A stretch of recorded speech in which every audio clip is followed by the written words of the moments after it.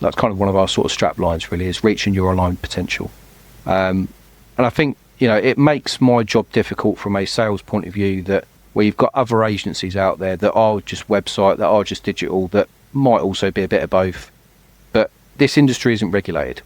That's the issue that I always find, is that technically anyone could probably go onto YouTube and find out how to build a website within 2 or 3 days, or how to set up a particular marketing campaign and stuff like that. And good luck to you, fair enough. But if you want somebody who's professional, that's honest and tells you what you're doing right and what you're doing wrong, that's really where it's key.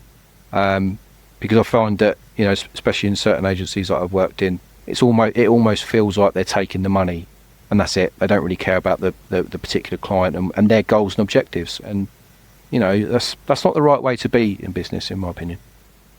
So you mentioned there giving constructive feedback to customers about what they are doing right and what they're doing wrong.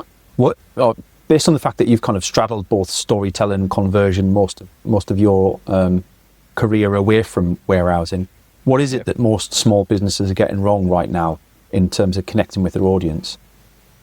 I think it's just being authentic. I think there's a lot of content out there that you can just sort of drip feed through things like ChatGPT and stuff like that, and it's a helpful tool. I'm not saying don't use it, because you should use it from a kind of a spontaneous tool type stuff, but real content comes from the heart. It comes from the mind, but it also comes from the actual business of what it's actually trying to achieve. So for me, small businesses really is more about getting yourself out there, building that kind of personal brand as well. So the way that we work with our clients is a sense of that you've got the company brand, but you've also got your personal brand.